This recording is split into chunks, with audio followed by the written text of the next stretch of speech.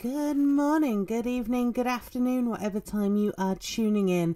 Welcome to Homesteading and Gardening in the Suburbs. I'm Emma from Misfit Gardening, and today I want to talk about planning your self-sufficient garden because it's a perfect activity over winter.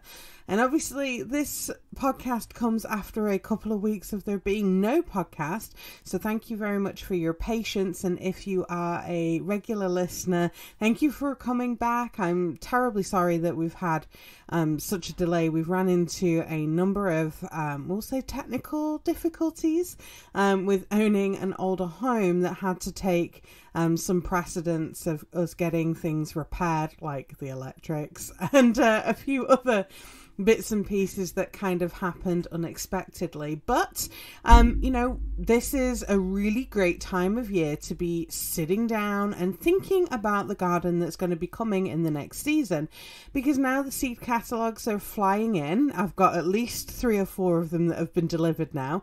It's definitely worth taking some time to really plan your garden before going overboard on buying seeds. And I get it, all those pretty pictures, enticing descriptions, they're screaming at you to buy me right now. Like, I would be great to grow in your garden. Of course, the best way that we can really preserve seeds, because I love some of these heirloom seeds that are coming through, and the catalogues are absolutely gorgeous. But one thing that, is really important for us to remember, that one of the best ways to really preserve seeds is to grow them in our gardens, to save them ourselves, and to share them with others. So let's talk about, where do you begin in planning your garden, right? I find looking through the seed catalogues at the veggies I like is a really great place to start. But more importantly, knowing the space that you have available to grow, right? Really take some time to look at your garden space and figure out how much you really use of a vegetable or fruit. That's what's going to help you have a more successful garden, because you're going to be using the produce that you're producing. And it really does take a little bit of thinking about to get your garden off to the best start. And I'm not necessarily talking about the soil amendment and all that good stuff, although that is really important. But when it comes to planning, really spending time to list out the plants that you want to grow, how many of them you and your family actually use in a year is really well worth the effort. And that's exactly what I've been doing with my family. Is I've been generating a good couple of lists, I will not lie, of all the veggies and fruits and stuff that we typically eat in a year, and how much of those we're going to be looking to grow. Now, of course, where we've moved to, I have a lot more land available to be able to do that. Like before, if I had to grow 520 potatoes, I did not have the space to do that. I had space to maybe grow, 2 or 3 different potato plants, or maybe, 15 potato plants if I dedicated the test growing bed area for that. Now, I've got a bit more land to be able to consider that, but I don't have the garden up and running yet. Everything is just all brush and grass right now. So there's things like that that you really need to think about. And I really use this kind of planning activity as an opportunity for my family to get involved a bit. So I will have, I'll sit down with my husband, give him a cup of coffee, and then another cup of coffee, and then another cup of coffee. And, we'll kind of talk about, these are, this is what I'm thinking. What do you think? So we'll take potatoes as an example, right? Potatoes and onions. I think I'd planned out 300 onions. And as my husband had kind of pointed out, he's like, well, where did you get that number from? And I said, well, originally I thought it was 260 onions because we don't eat something with onions in it every single day. But as he pointed out, he uses 2, maybe 3 onions sometimes cooking in one meal that then lasts. So I'd only really considered using 1 onion. So there's things like that where it's really good to get somebody else's perspective in it, so you can make sure that you're really kind of capturing the full use of it. Squashes, I really like squash. I've got a number of squashes that still need to be used sitting downstairs that I bought from the grocery store. Would growing 8 squash plants be a benefit for us and our family, given that we're, you kind of get to a point with squash where you're thinking, not another squash. I can't take another squash, and you've already like baked it, pureed it, you've, turned it into chips or fries, you've turned it into pie, you've added it to oatmeal, you've done all these weird and wonderful things with it, and you're just thinking, I can't face anymore. So really kind of having those kind of conversations and having somebody else to bounce ideas off is really helpful. So let's kind of talk a little bit about that. So let's roll with an example, right? In a year, my family uses about 10 cabbages, and 10's been pretty generous. Most of it is really used for sauerkraut. Like, we eat sauerkraut, like, way more than we do, fresh eating cabbage. I would want to be planting 10 cabbage plants at a minimum, because one cabbage comes from one cabbage plant, right? But if we're really going to be self-sufficient about it, then I should be thinking of planting maybe 15, maybe even up to 18 cabbage plants. Why so many more if we only use 10? I can hear you thinking or asking. Well, the reason number one is so I can share the excess produce with friends and neighbours, right? It's a really good excuse to kind of just have a chat with people, see how they're getting on. Like, hey, I grew this and I've got too much. Would you like one? Would one of your friends like one? Good excuse to kind of interact with people.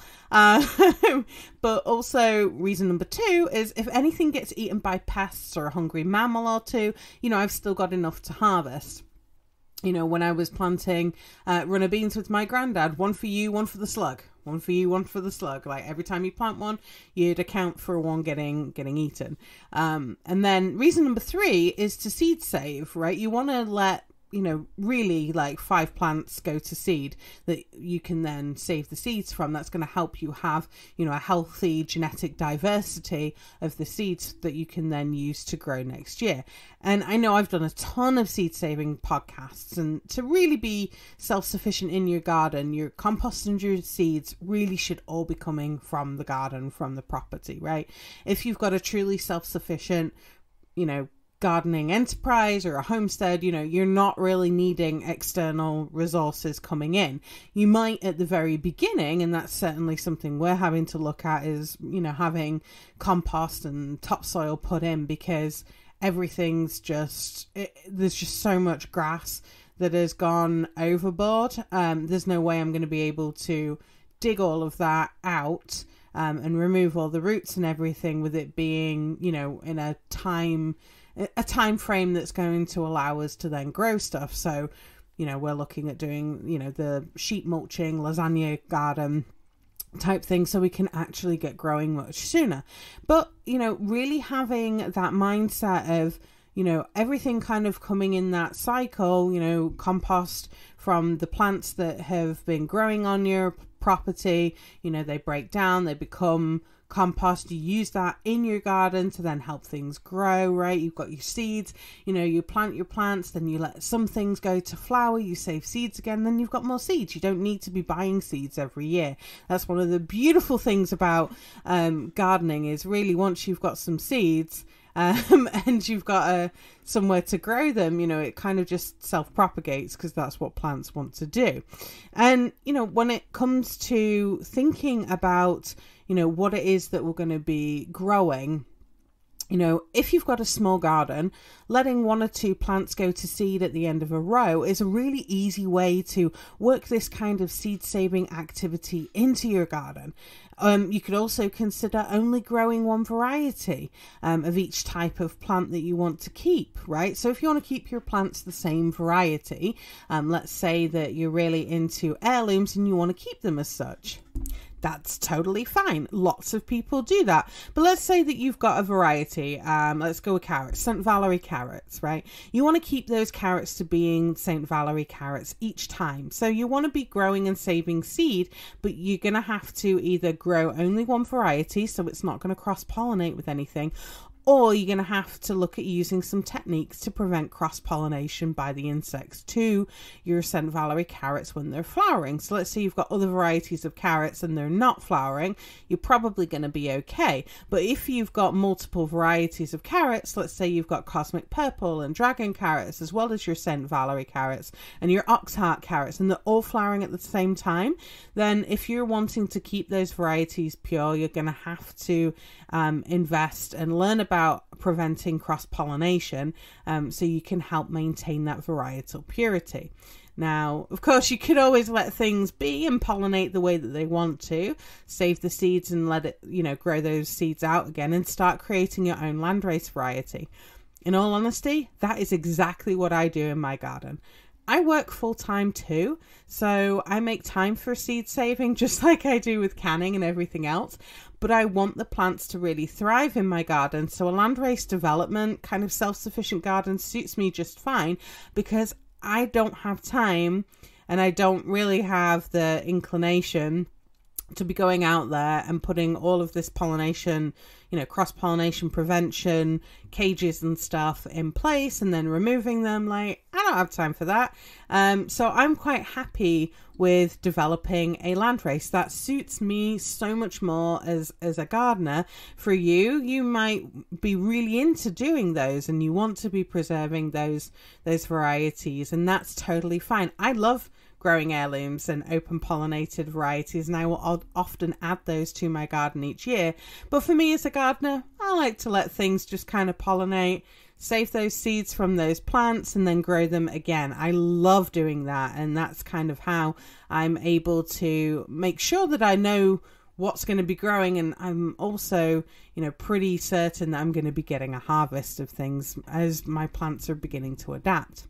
So okay, let's go back to the garden planning now that I've digressed into the realm of seed saving. But what if you want to grow a vegetable or fruit where the plant grows more than one? So cabbages as an example, like you grow one plant per one cabbage, right? It only yields one.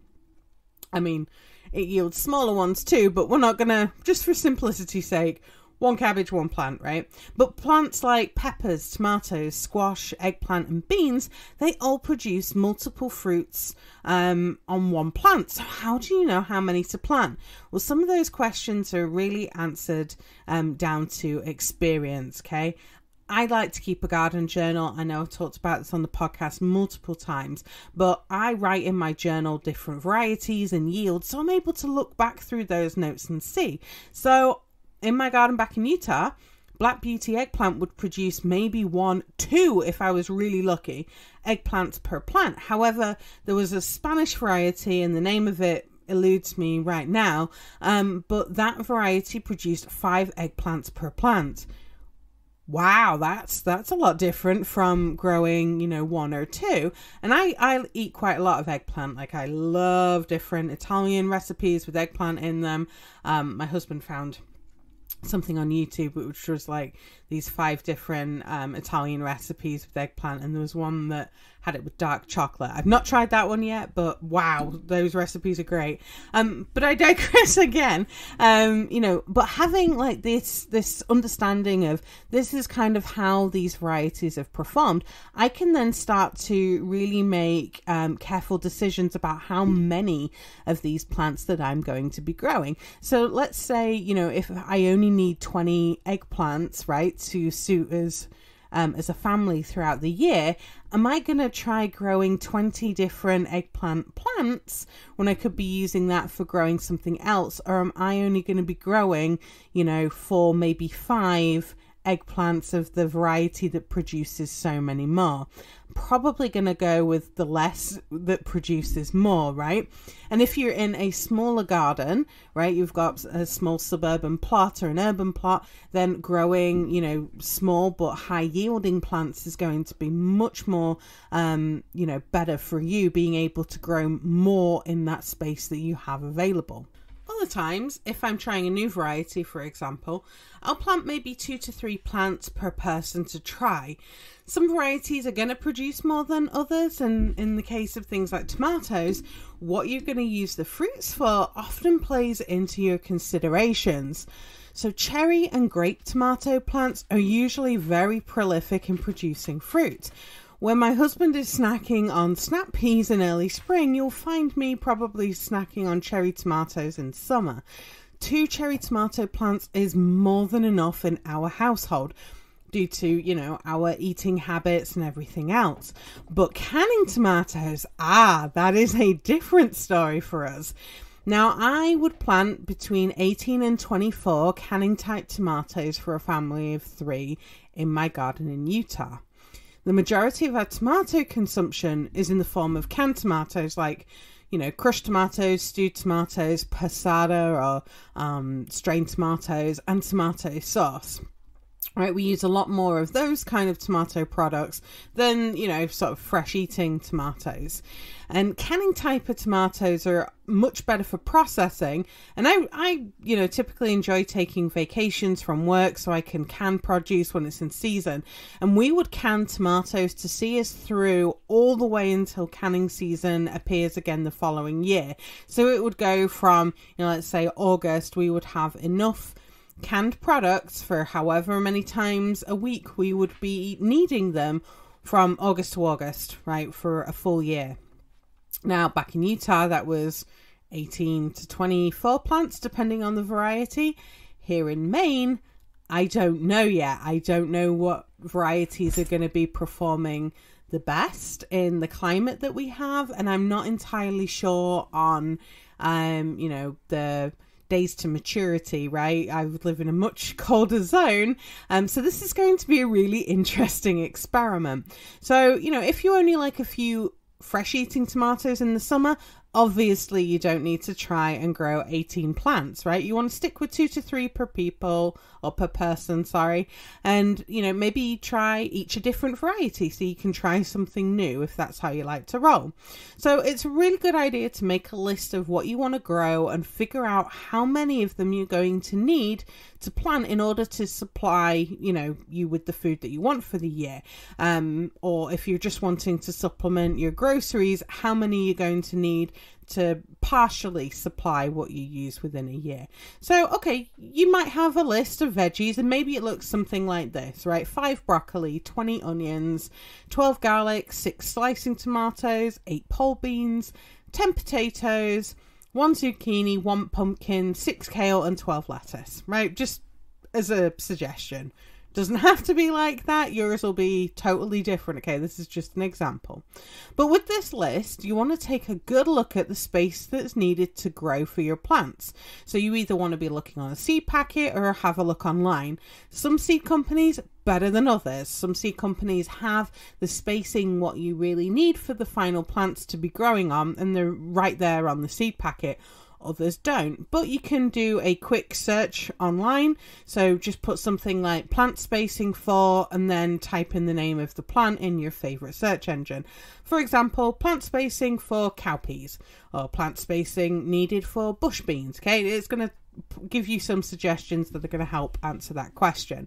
You could also check out a vegetable growing book from the library to help with your planning activities. To this day, I still pull out gardening books I have had for years to plan the garden.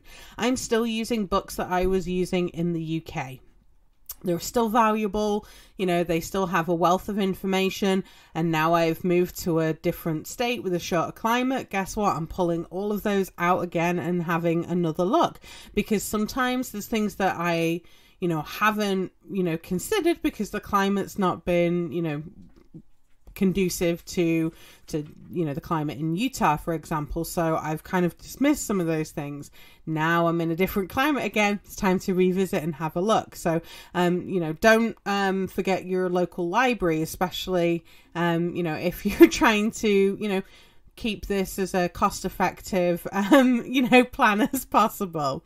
So let's say you're a zucchini, right? And then let's say that you've read your seed packet or your book or whatever, and it says that it needs about a foot of space in either direction. Your cabbages need 24 inches in either direction. You want to be writing down how much space your list is going to be taking up total, right? So if you've only got 1 zucchini plant, then plan for 1. But if you've got 6 or 7 zucchini plants, then obviously that's going to be a lot more space that's going to be needed. Okay, you want to be writing down how much space your list is going to take up so you can see if you actually have enough room to grow it all in the garden. And I say to do this because there's nothing more worse than coming to spring and you've got a bunch of transplants that you have no room for because you've, grown too much. Okay, if you can't give it away to a friend, then it has to go in the compost heap, and that's really not fun to do. So take your time, plan the space, and grow and develop your plan to the space that you have available. Unless, of course, you kind of want to increase your space. That's always an option, depending on, the space that you have available. Add some more containers or whatever. Start growing vertically. There's other things that you can do to grow more. But let's stick with the basics, right? And one of the things that I like to do when I have how much space my garden's going to be taking or the plants are going to be taking is I like to go out to the garden and walk the space. I'll take a tape measure, I will sketch in my garden journal the garden and kind of like jot down, what's going to be growing here. So bed 1 is going to have parsnips and lettuce in it, for example, right? But I really like to figure out, how many, in this garden box, how many of these plants can I actually put in here? Can I put other things in there to make better use of the space? So can I do parsnips and radishes and lettuce? Can I do, other things successionally to be able to use more of that space for those longer growing vegetables? So I'll typically pair up something that takes a long time to grow with things that are quick to grow that will be harvested and pulled out before that bigger thing's ready. So like cabbage, for example, I will probably grow cabbage and spinach together because they are, different. Spinach is low growing. It's going to help keep that moisture in for the cabbage or lettuce. That also works too. But I'm going to be harvesting and pulling out the spinach or the lettuce way before that cabbage is ready to grow. So, it's going to help things get established. It's going to keep the weeds down and I get multiple, harvests out of that same space. And, those things can get a little complicated, but really when I'm sort of figuring out the bare bones of the garden plan, I'm looking at the space that I have, the space that's going to be needed for the number of plants that I'm growing, and do the two align? Like, am I going to be able to grow everything? And sometimes, I will have multiple plans that I'm doing. So, as I'm sketching out my garden journal, I'm marking down where things are going to grow. It's going to help me make sure that I've got that space, right? But I might sketch and plan the garden on paper a number of times before spring planting begins. And this isn't unusual for gardeners to kind of have a plan and then sort of be thinking about it. You'll be looking through the catalogue and you're like, oh, I really like that one instead. Can I modify my plan to maybe tweak it, add more of this one, less of this one? What can I do to change it? So although I will maybe have many iterations of the plan, by the time spring begins, I know where things are going, what I'm going to be growing, and, although the position of the plants might change a little bit, between the plans that I've been coming up with, by the time that spring planting date comes, I am quicker than a whippet with a bum full of dynamite out there, and I am planting and getting things in the ground ready to go. So, I don't have to worry about it later. Everything is, quick to get into the ground by spring because you want it in as early as you can so you have that time for your plants to grow. But what if you don't have room to grow everything on your list? Right? You want to be looking to prioritize those fruits and veggies that you love most and those things that are going to have the higher dollar impact if you grew them rather than bought them from the grocery store. Let's talk an example. Kale, chard, collards, all are dead easy to grow, but they're costing, well, certainly back in Utah, they were costing $2.50 a bunch from the grocery store. And you can grow those at a fraction of that. Kale, collards and chard all grow really abundantly, and they all have multiple harvests from one plant, meaning that you're going to get more bang for your buck by growing it, right? If you only grew one kale plant, you're not going to get one bunch of kale off that plant. You were going to get 5, 6, 7, maybe even more than that, right? Before the, weather turns, not favorable to that type of plant, i.e. it gets too hot, right?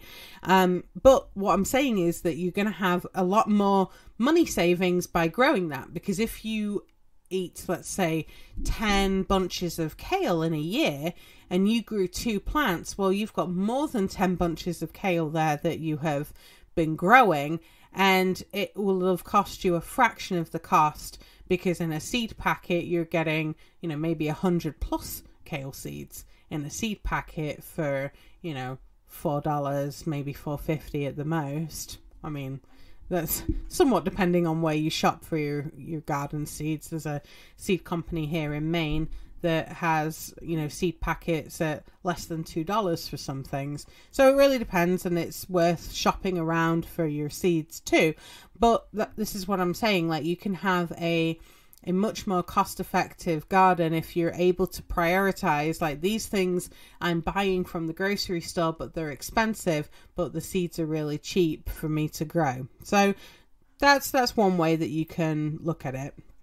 Now, I love to grow collards, kale, and Swiss chard in the garden. Like, they're wonderful fresh from the garden if I can stop the doggies from snaffling them when I'm not looking. But having these kind of leafy green plants and stuff, they're always good to have in the garden, and they offer some really interesting ornamental value too, as especially if you're trying to work it in with growing flowers and other things in the garden as well. So never underestimate the power of growing greens. Now, you should have your list of plants, how many you need.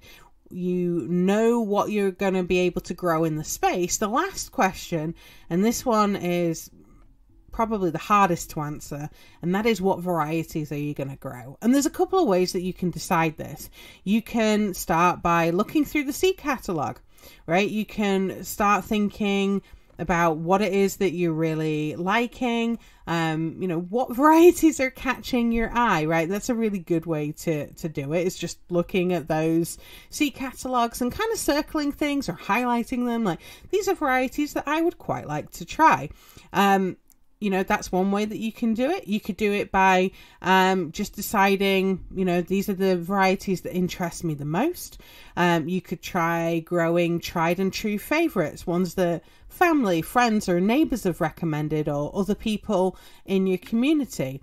You could choose ones that have been highlighted as being popular or bestseller or staff favorite varieties from a seed supplier. Or you could just be choosing things that are fast growing or easy to grow, things that have a short number of days to maturity, because they're going to be quick growing things that are in your garden. So you're going to have, a quicker harvest, right? Which is always fun, right? If you get a quicker harvest. And your choice on how you're choosing your vegetables and things is really down to you, right? I have chosen varieties just because of the description alone. There's been no picture or anything with them, but the story behind them interested me enough that I wanted to try and grow them. Other times I have looked at varieties and grown them just on their looks. Sometimes it's just because of a name, right? I will not lie. I grew an entire garden of varieties that had a space theme, like anything to do with space. Whether it was named after a cosmonaut or an astronaut, or, it was named after a planet or something, or now not a planet, as the case may be, or a shuttle, right? Like Apollo Arugula, for example. I grew those plants just because of the name, because I thought it was fun, and I knew there was no way my husband was going to say no, because he's such a space nerd. So there was, there's different reasons for doing stuff, right? Me as a gardener, I hate growing only one variety. I love diversity in the garden. I love diversity on the plate. And for example, with the humble spud, right? My husband only really likes russet potatoes. But me, on the other hand, I love purple potatoes, blue potatoes, red potatoes, yellow potatoes, different textures, different sizes. Like, I love those waxy potatoes that I had in the UK. I love the big flowery kind of russety potatoes too. I love to let volunteer plants grow in the garden, right? That's how we discovered our new green pole bean that turns dark purple when it's ready to harvest as a drying bean or a seed, right? That happened totally by accident in my garden. And that's kind of discovery is something that I love to have happen. And I can't wait for, the temperatures and stuff to be back where I can grow it again and try growing it here in Maine. I also love to allow the pollen to move however the wind and the insects decide it to move in the garden, right? I love having that genetic diversity that's happening with different plant varieties being pollinated together. I'm saving those seeds and growing them out again, right? I love having that, thriving kind of garden that is just one big exciting experiment year after year. And that's why I love growing to this kind of land race kind of philosophy. And this year I'm really choosing varieties that are originally from the Northeast that are going to be growing with seeds that I've saved from my garden last year, as well as a couple of other varieties that I quite like or I've not had a chance to grow out yet. So I'll add in some plants that just strike my interest, maybe out of seeds that I already have, or maybe it's something new from a local seed supplier. Right, I'll just kind of add those in, or maybe it's something like I like the shape or the color of the plant, like I don't know, a beautiful red leaf lettuce, or maybe it's a tomato variety that I've not had the chance to grow out yet on some random little packet that I've got in there, or sometimes it's just a variety that I'm drawn to for no reason whatsoever, or maybe it's the story that I like, or maybe I'm looking through the giant tote of seeds that I have and I'm like, oh. I didn't even know I had this one. I wonder what this one tastes like. So, there's a lot of that kind of goes into how I garden. I'm quite a eclectic gardener, I think. But each garden is different, and your choice of, what seeds you're going to be growing are going to be very different to mine, and that's okay. And whatever reason for growing, you're going to need to stick with the number of plants that you've planned to put into the garden from your list. So you want to be starting your seeds, and you want to be starting them in enough time that you've got for things to grow. So if you've got like long growing, a long season plants, but you're only in, a short growing season like I am, you're going to be starting your seeds really soon. And that's going to be a very exciting time of the year. I may have already got my seed starting stuff set up. I can't wait to get started. But this is where having that plan is going to really help you, because it's going to make sure that you're able to get things started on time. You've got things moving out into the garden at the right rate, and you've got space for all of these things to grow. Okay, because we don't want to be ending up where we've sown loads of things and we don't have anywhere to put them, because that's going to be really frustrating. And then you're going to end up having to either give them away, which you might not want to do, or you're going to have to put them in the compost bin, or maybe you're going to end up having to buy a bunch of containers and soil mixtures and stuff so you can actually grow all these. And we don't want you to be spending more money than you have to, right? None of us want to be doing that. So making sure that you've got your plan together, right? How much it is that you're going to be growing, what it is that you're going to be growing, right? And the varieties, really choosing those early before you kind of get too caught up in what it is that, you're going to be sowing and growing. And one of the best tips that I can give you as somebody who loves to grow all the things, and I'm very much distracted by all the gardening catalogues that have come through. There was one year where I had just asked my husband, can you get the mail, and if this comes, just put it in the recycling so I don't have to see it. But one of the things that I found is once I have my list, if I already have the seeds here, already, I've already got them, they're already part of my seed collection, I will take all those seeds out and I will put them into another box, and I will keep them there with the seed starting stuff, the calendar and all that good stuff, right? Ready for the garden. And all of my other seeds and stuff, the totes that I have, they go back to the seed storage area, which is, well out the way of the house. So it's not there tempting me to be, sowing more, or I'll just add another variety. I'll just add another one. Okay, because then that way I'm able to stick with this is what we're going to be growing, and it saves all the frustration later on.